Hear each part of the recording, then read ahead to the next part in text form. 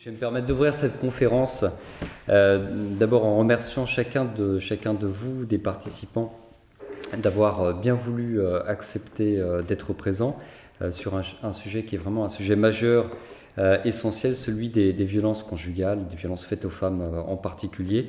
Et je remercie très chaleureusement Monsieur le Préfet qui est à ma droite d'avoir voulu contribuer directement à cette conférence, ainsi que le barreau par l'intermédiaire de Maître Redon, ainsi que Madame la déléguée aux droits des femmes.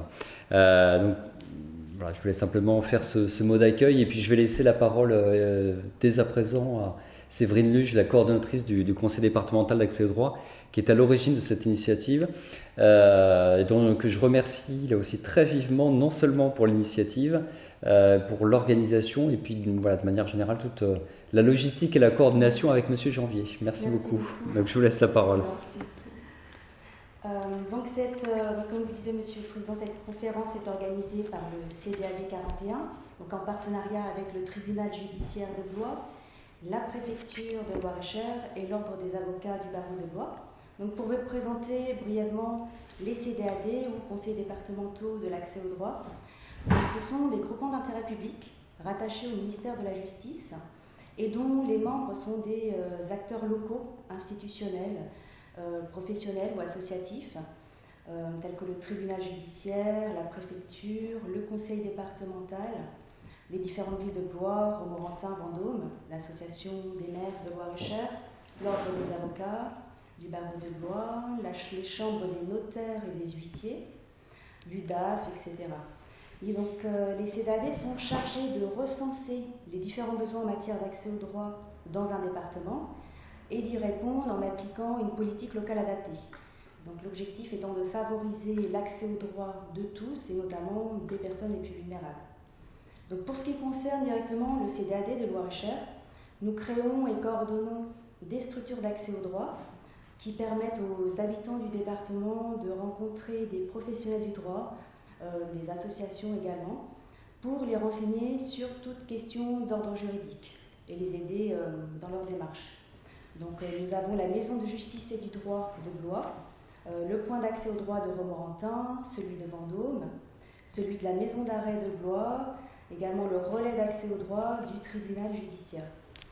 Nous menons à côté de cela des actions de sensibilisation, de prévention et d'information à destination de la jeunesse d'une part et des adultes d'une autre part, pour les aider à découvrir leurs différents droits et devoirs. Et donc c'est dans ce cadre que nous participons avec grand plaisir, et encore cette année, aux 2 semaines consacrées à la lutte contre les violences faites aux femmes dans le département, et dont la thématique retenue cette année est les violences conjugales. Donc à ce sujet, je vais laisser la parole à Monsieur le Préfet. Je vous remercie.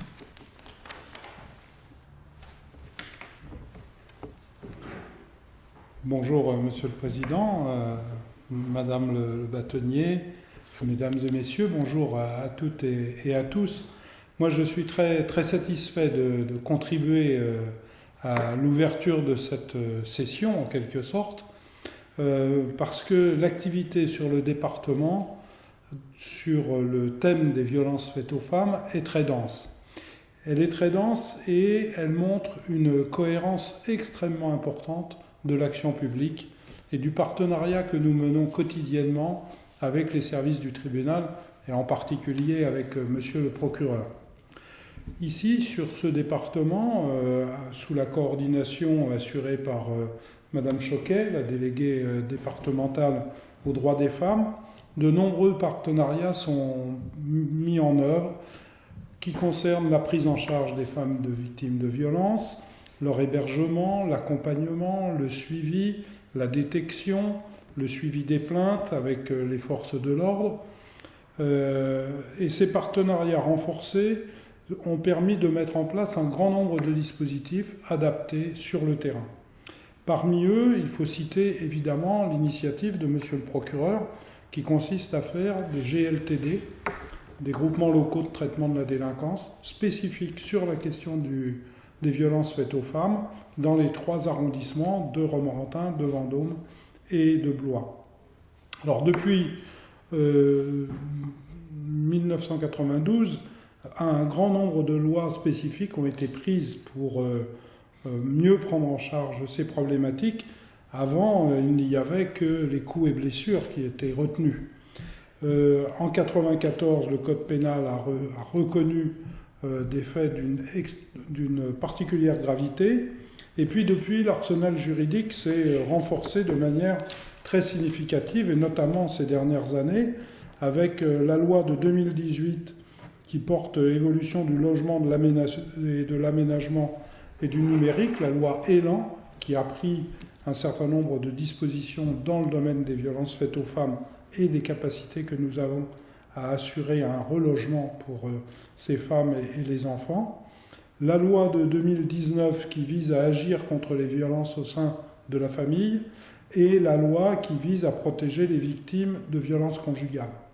Et cette action que vous avez initiée, Monsieur le Président, montre le lien qu'il y a entre, évidemment, l'action publique classique des préfectures, des forces de police, mais aussi avec le tribunal et avec l'ensemble des acteurs judiciaires. Je pense en particulier aux avocats, et je veux les remercier pour leur implication dans ce domaine.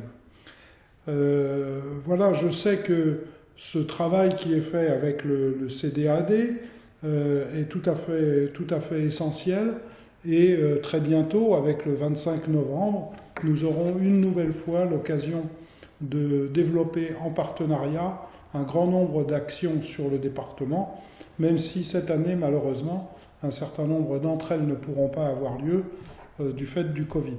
Mais je veux vraiment me féliciter de ce partenariat sur le Loir-et-Cher, qui est extrêmement fécond et qui permet une prise en charge aussi adaptée que possible des problèmes auxquels nous sommes confrontés. Je remercie le CDAD pour nous avoir invités à cette conférence qui a dû s'adapter compte tenu des conditions sanitaires qui étaient prévues comme étant une conférence en présentiel et qui s'est adaptée en numérique et qui est consacrée à l'éclairage juridique et l'éclairage sur la position des magistrats et des avocats sur les dernières évolutions législatives relatives aux violences conjugales et à la protection des victimes. Cette conférence répond à des demandes de la part de partenaires institutionnels et associatifs et sociaux concernant justement l'articulation entre le travail de la justice et puis les autres intervenants qui sont là pour protéger les victimes, les accueillir, les accompagner. Donc c'est avec grand plaisir que nous entendrons la position des magistrats et des avocats pour éclairer les professionnels et les associations dans cette protection des victimes. Et je veux saluer aussi le partenariat, comme disait Monsieur le Préfet, un partenariat particulièrement fort dans ce département entre le travail de la justice, des services de l'État en général, mais aussi avec les autres acteurs de terrain. Merci. Donc comme vous disiez, Madame Choquet, nous avons choisi de réaliser cette année 2 webconférences thématiques sur les violences conjugales. Et nous tenons à remercier chaleureusement Monsieur Ludovic Janvier, donc, qui est correspondant local informatique au tribunal judiciaire de Blois, pour la réalisation de l'enregistrement et du montage de cette vidéo. Donc celle d'aujourd'hui va porter sur la législation actuellement en vigueur en matière de violence conjugale et son application. Et je vais tout de suite laisser la parole à Monsieur Dacosta Roma. Merci. Alors je vais effectivement dire quelques mots sur le dispositif pénal qui s'est vraiment renforcé, qui a été considérablement enrichi ces dernières années. Je pense qu'il est quand même important de rappeler d'où l'on vient en matière de violence conjugale. Et de souligner que pendant trop longtemps, les violences commises au sein du couple ont été reléguées dans la sphère privée, voire complètement niées, et que cette prise collective qui est désormais la nôtre, qui est celle de la société, non seulement de l'existence des violences conjugales, mais également de leur gravité et de leur ampleur, reste relativement récente, mais tout de même moins qu'on ne pourrait le croire. Les violences conjugales sont sorti de l'ombre essentiellement dans les années 70 et 80 grâce au mouvement féministe. Et depuis lors, et Monsieur le Préfet l'a rappelé il y a quelques instants, en citant quelques textes, les dispositifs, les textes se sont succédés pour rendre justice et apporter la protection que la société doit à toutes les victimes. Des lois, il y en a eu beaucoup. J'en citerai pour ma part une qui a été une loi assez fondatrice en la matière, celle du 4 avril 2006, qui a poursuivi deux objectifs principaux. Celui, je le disais, d'assurer la protection des victimes, notamment par la généralisation à tous les stades de la procédure de la mesure d'éviction du conjoint violent, dont je dirai un mot tout à l'heure. Et l'autre objectif, c'est celui de permettre, au-delà de la sanction pénale ferme, un véritable suivi thérapeutique des auteurs dont l'état le justifie. Je rappelle, et les statistiques pour 2019 sont tombées, sauf erreur de ma part, cette semaine, en début de semaine. Je crois que l'année dernière, ce sont encore 142 000 personnes qui ont été victimes de violences conjugales. Et on sait effectivement qu'il y a eu, je n'ai plus les chiffres exacts en tête, mais 150 ou 160 féminicides, des femmes tuées de manière tout à fait dramatique sous les coups de leur conjoint ou de leur concubin. Je le disais, la législation s'est beaucoup étoffée pour faire face à ce véritable fléau, et je me limiterai à donner quelques aperçus de ces dispositifs existants, en citant tout d'abord effectivement le renforcement de la législation. Monsieur le Préfet l'a dit, l'a très bien dit, c'est essentiellement le nouveau code pénal de 1994 qui a contribué à faire du délit de violence conjugale un délit à part entière, c'est-à-dire qu'une circonstance aggravante a été prévue, circonstances aggravantes liées aux violences et donc liées au fait que ces violences étaient commises par le conjoint ou le concubin de la victime. Cette circonstance a ensuite été étendue à d'autres infractions comme les faits de meurtre, les faits de viol, les faits d'agression sexuelle et d'autres infractions sont nées postérieurement pour balayer, pour recouvrir toutes les situations de violence conjugale, parce qu'on a pris conscience que ce phénomène ne recouvre pas uniquement les violences dites physiques, mais qu'il y a d'autres manifestations de ces violences. Je pense notamment aux violences psychologiques, aux phénomènes de harcèlement au sein du couple, qui parfois difficiles à caractériser, qui se manifestent par des attitudes répétées, qui ne sont pas forcément de violence physique, mais qui contribuent à violenter psychologiquement une victime. Et puis il y a aussi le caractère d'habitude des violences. Auparavant, quand on parlait de violence conjugale, on faisait référence essentiellement à un épisode, et désormais on a pris en compte le fait qu'une femme peut être sujette de manière très régulière, plusieurs fois par jour, par semaine, par mois, par année, à des violences, et donc on a désormais cet aspect de violence habituelle. De manière générale, et comme Monsieur le Préfet l'indiquait, c'est que l'État s'est vraiment saisi de cette question-là au niveau national, et dans le département de Loir-et-Cher, on a un partenariat qui est vraiment très riche.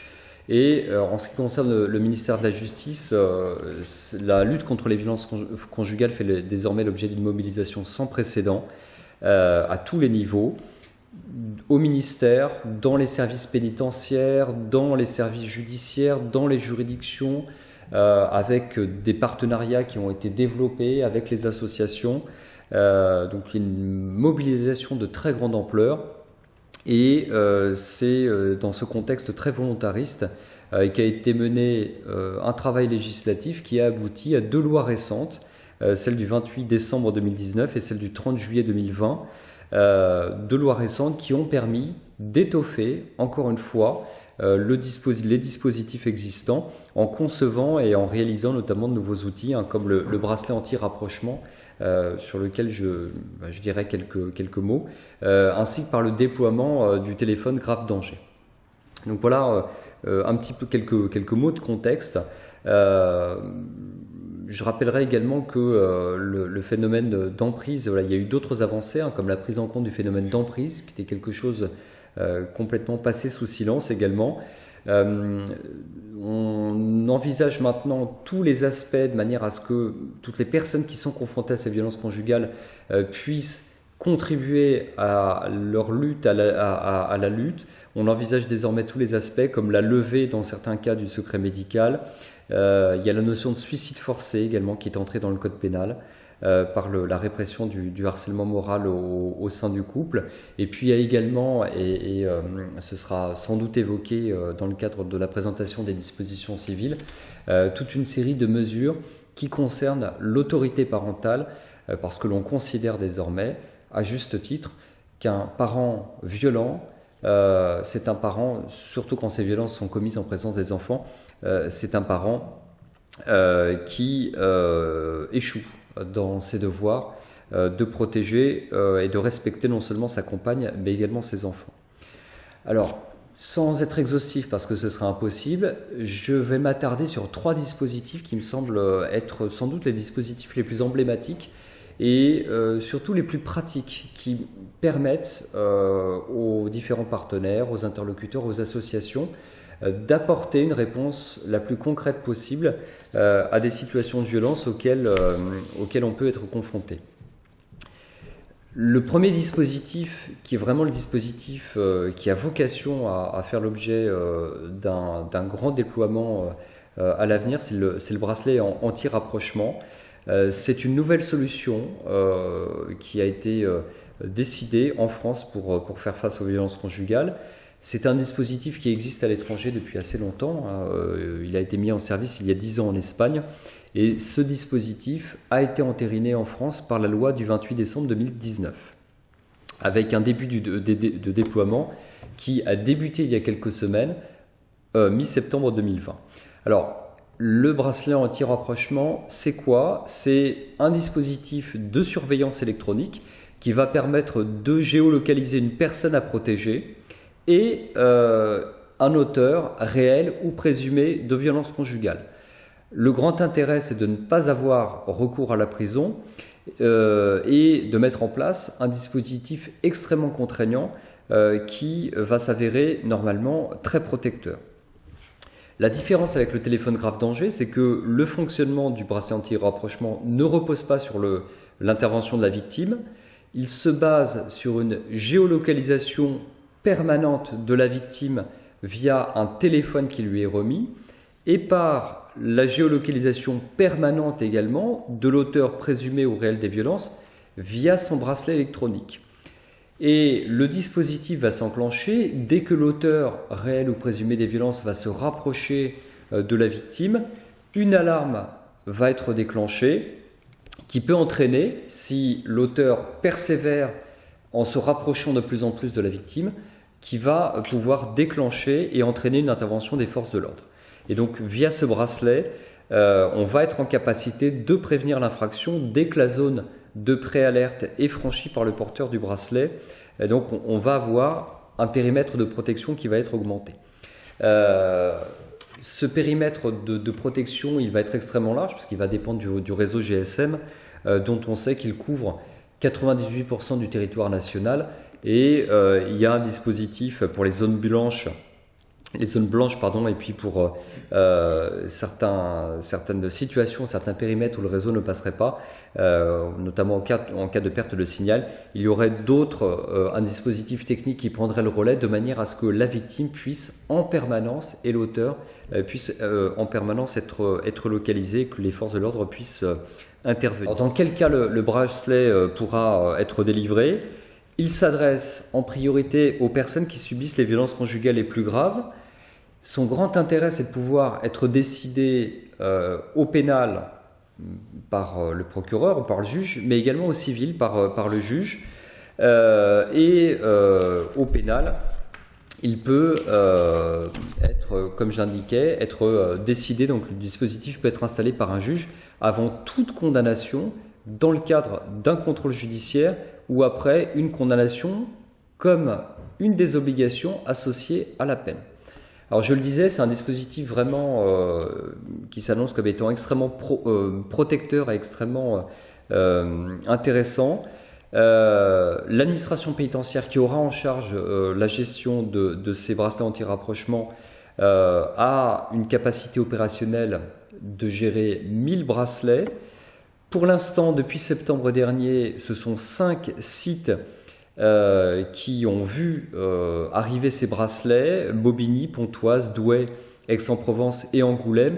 Et ensuite, ce dispositif va être étendu progressivement à toutes les autres juridictions, et notamment d'ici la fin de l'année 2020 dans les principales villes des ressorts de cour d'appel, donc Orléans pour ce qui concerne la région, mais c'est un dispositif qui devrait arriver à Blois très prochainement. Deuxième dispositif plus exactement sur lequel je voulais dire quelques mots, c'est précisément le téléphone grave danger. C'est un dispositif qui a maintenant quelques années mais qui est en plein essor. Alors je rappelle de quoi il s'agit. C'est un téléphone qu'on remet à des victimes de violences conjugales qui sont en situation, comme le nom du dispositif l'indique, de très grave danger. Et ce téléphone va permettre à ces victimes d'alerter de façon prioritaire les forces de l'ordre via une plateforme de téléassistance. L'autre intérêt de ce dispositif, c'est qu'il offre, au-delà de l'aspect protection, il offre un accompagnement renforcé aux victimes avec une prise en charge psychologique, juridique, sociale, en favorisant la coopération entre les différents partenaires du dispositif, les forces de l'ordre, le service pénitentiaire d'insertion et de probation et bien évidemment le procureur de la République qui va chapeauter ce dispositif, ainsi que les prestataires, puisque ce dispositif passe par 2 prestataires qui sont Orange et Allianz qui assurent la téléassistance.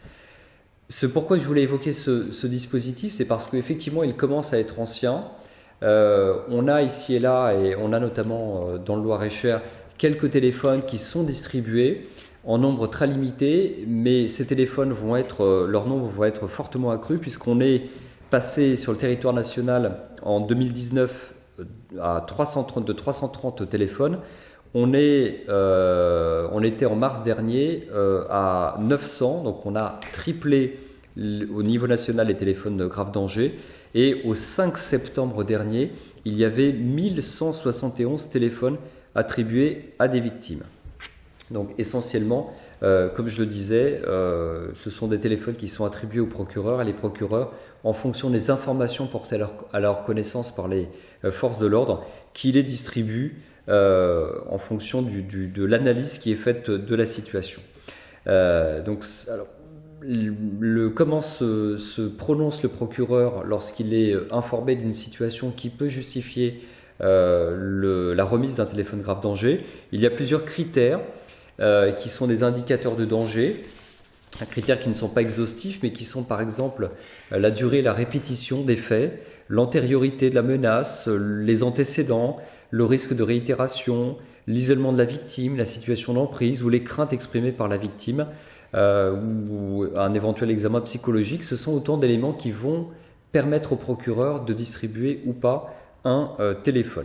Donc c'est un dispositif qui se veut très réactif et qui se veut surtout très complémentaire du bracelet anti-rapprochement que j'évoquais en premier lieu. Troisième et dernier dispositif sur lequel je souhaitais dire quelques mots, là aussi un dispositif ancien mais qui a vocation à se développer, c'est celui de l'éviction du conjoint violent. Il a vocation à se développer parce que désormais, et c'est ainsi que le prévoit la loi, cette éviction est possible à tous les stades de la procédure pénale. Ça n'était pas possible auparavant, ça l'est maintenant. Donc il y a plusieurs possibilités. Par exemple, si l'éviction du domicile conjugal est envisagée par le procureur doit procéder à quelques vérifications pour vérifier si la personne mise en cause a la possibilité d'être hébergée chez quelqu'un d'autre, ou au contraire l'association ou le service de probation peut vérifier quelles sont les solutions d'hébergement alternatives pour faire en sorte que ce ne soit plus la victime des faits qui soit dans l'obligation de quitter son domicile, ce qui revient à lui infliger une douleur supplémentaire et une sanction supplémentaire, mais il faut que ce soit l'auteur de ces faits. Cette éviction, elle peut également intervenir toujours à l'initiative du procureur dans le cadre d'une mesure alternative aux poursuites. Donc lorsque l'enquête a abouti, que le procureur considère que des poursuites devant le tribunal ne se justifient pas, il peut tout de même donc imposer cette éviction. Et par ailleurs, elle peut également, avant l'audience, lorsque des poursuites sont exercées, avant l'audience, l'éviction du conjoint violent peut aussi être prononcée comme modalité du contrôle judiciaire, de la même façon que peut l'être, comme je le disais tout à l'heure, le bracelet anti-rapprochement. Et après, donc, j'incite vraiment sur tous les stades de la procédure. Après le prononcé de la peine, lorsque la personne est, si la personne est condamnée à une peine de mise à l'épreuve, de sursis probatoire, elle peut se voir imposer également cette éviction du domicile conjugal.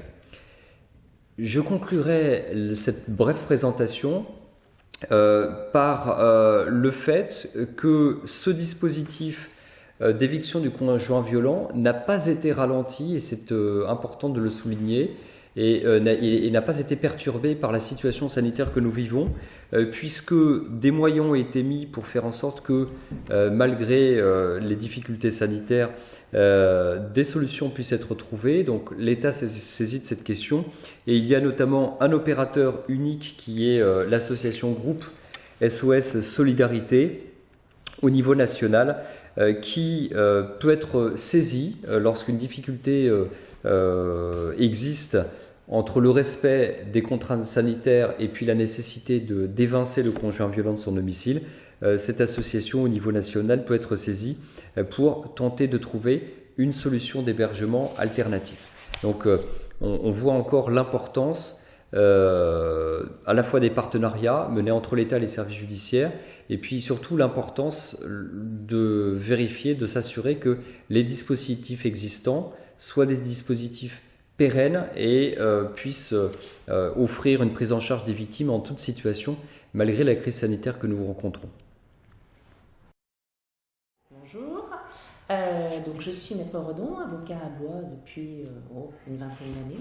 Et donc aujourd'hui on m'a demandé d'intervenir, comme vous l'a indiqué Madame Luge, plus particulièrement sur le volet un peu plus civil, par rapport à la législation en vigueur donc en matière de violence conjugale.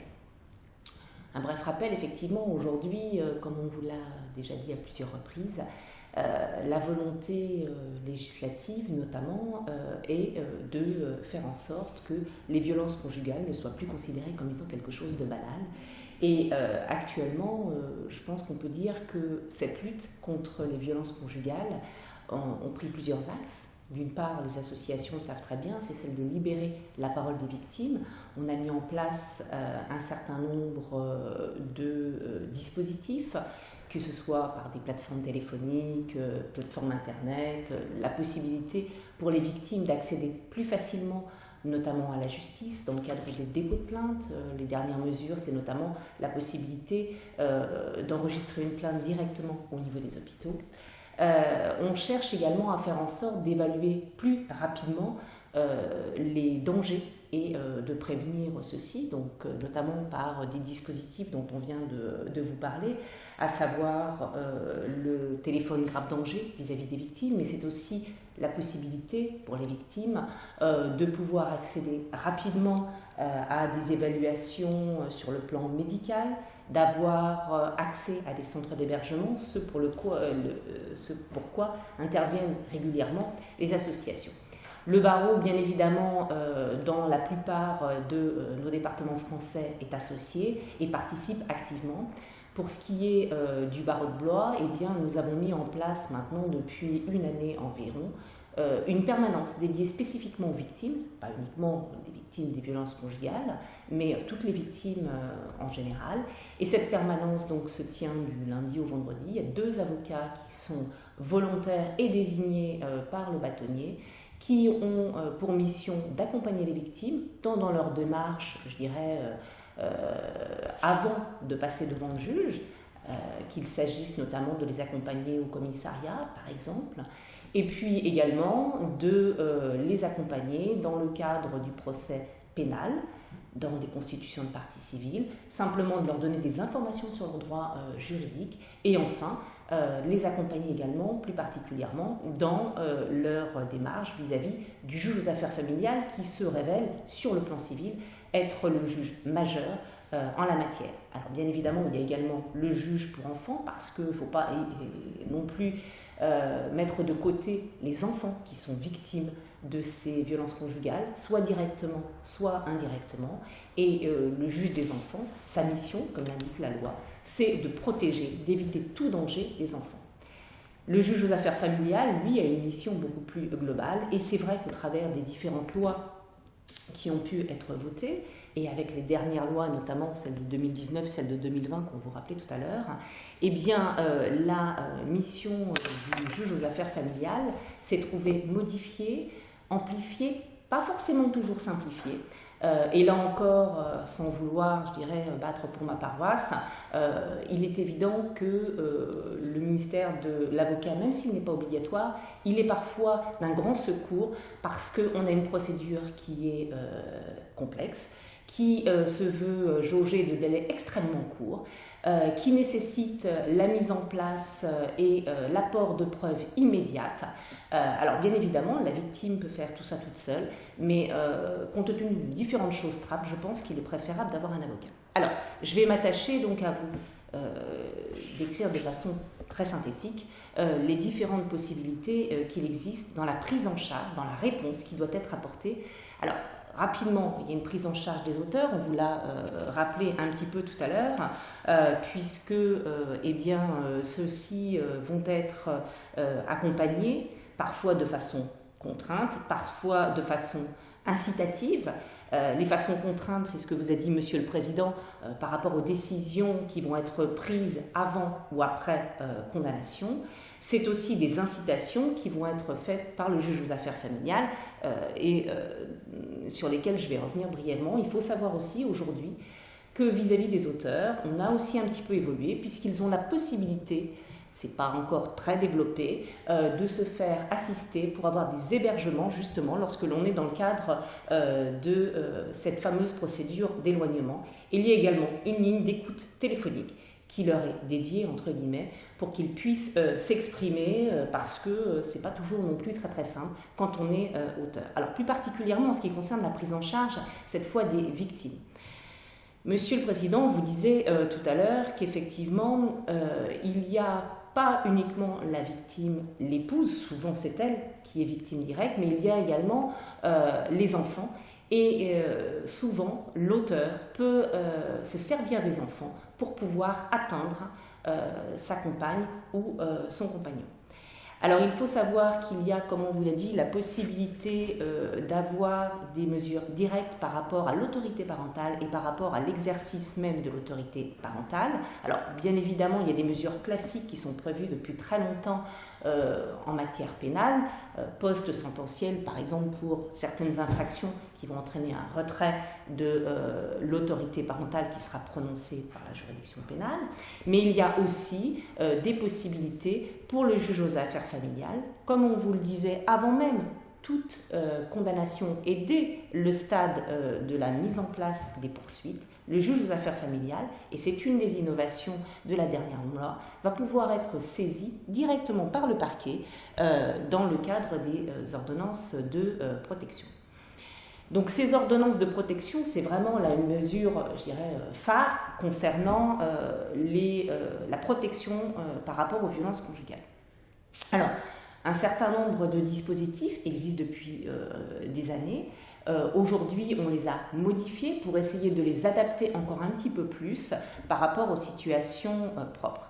Il faut savoir, comme je vous le disais tout à l'heure, qu'on est sur des mesures pas toujours très simples, complexes à mettre en forme, et notamment parce que, eh bien, alors qu'avant, la victime pouvait saisir par assignation le juge, aujourd'hui, ça va être par une procédure différente, une requête qui va se passer en 2 temps. On va demander au juge une date, et ensuite, lorsque le juge aura donné cette date, eh bien là, on a un délai très court, à savoir 6 jours, pour faire, mettre en place l'ensemble des éléments de la procédure qui aboutiront à ce que le juge puisse rendre sa décision, puisqu'il doit rendre sa décision dans les 6 jours maximum à compter de la fixation de la date d'audience. Donc ça veut dire qu'en amont, il va falloir que la victime, aidée par une association ou par son avocat, soit en mesure de tout préparer. Pourquoi? Parce que lorsqu'elle va saisir le juge, elle va demander une date et ensuite, dès qu'on va lui faire connaître cette date, elle va devoir remettre au juge l'ensemble de ses demandes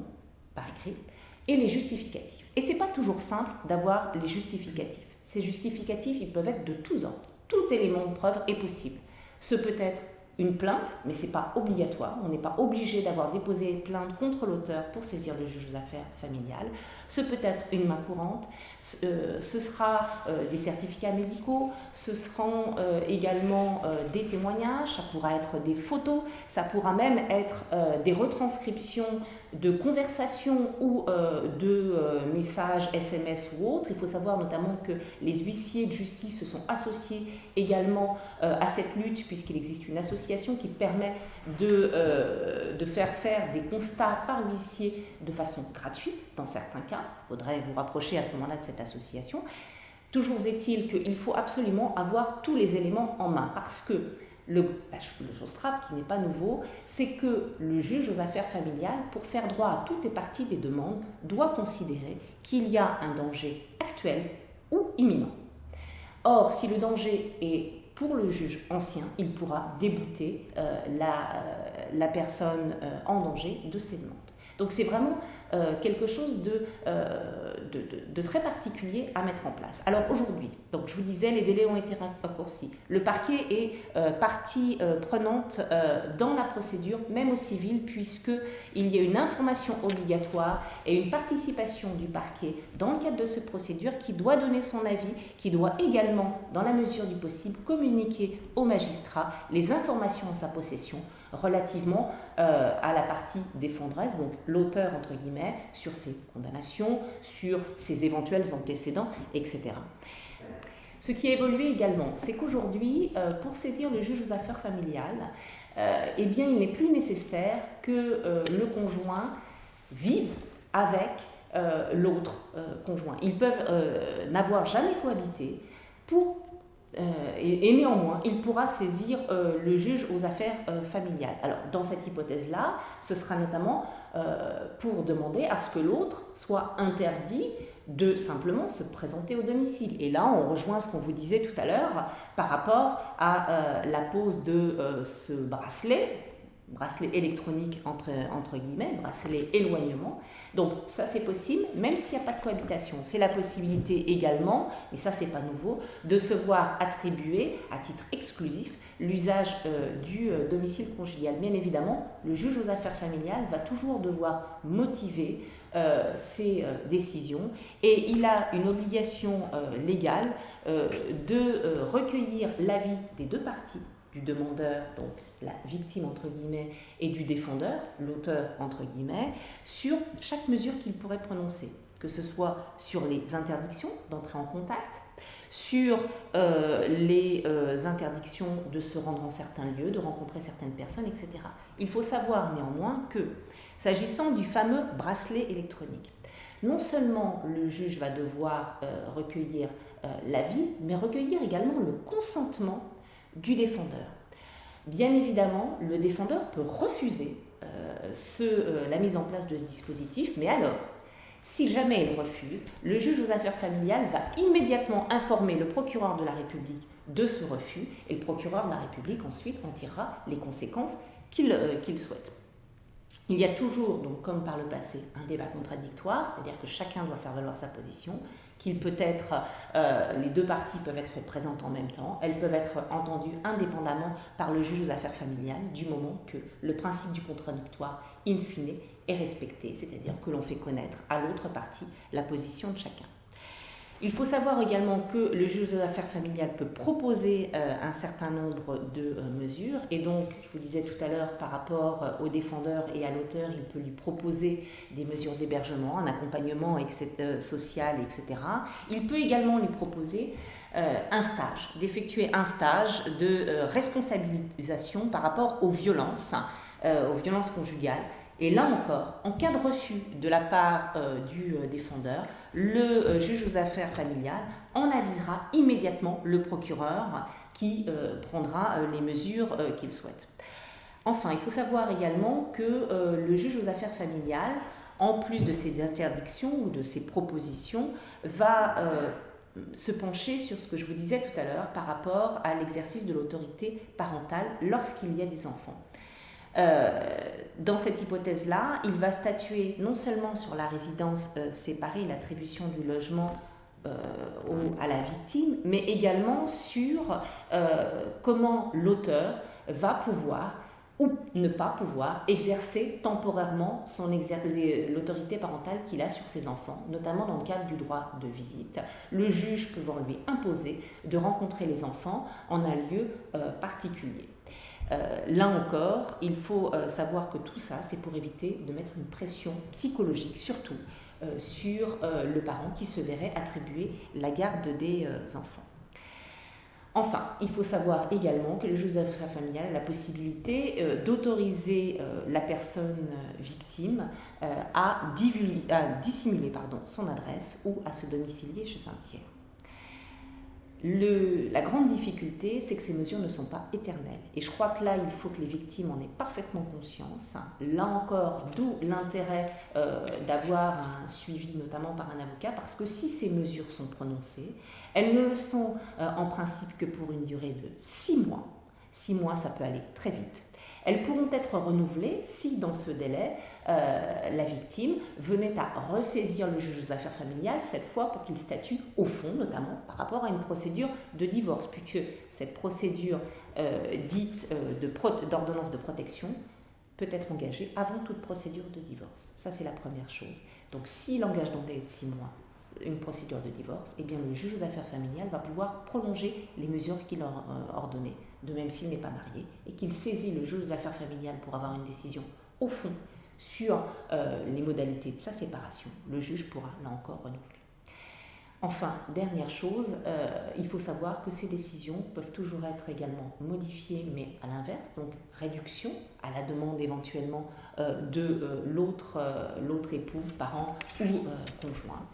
Vous l'avez donc compris, cette mesure, même si elle est très importante, elle n'est pas toujours simple à mettre en œuvre.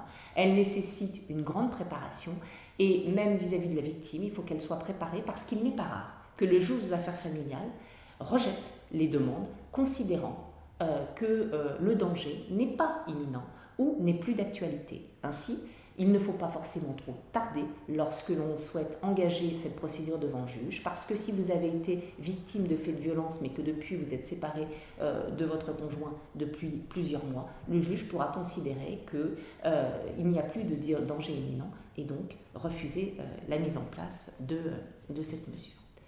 Voilà. Je remercie encore chaleureusement tous nos intervenants à cette conférence et également vous-même pour nous avoir suivis. Donc vous trouverez d'autres vidéos, informations et liens sur le site du CDAD 41, donc www.cdad41.org, que je vous invite à découvrir et à partager autour de vous. Merci, au revoir.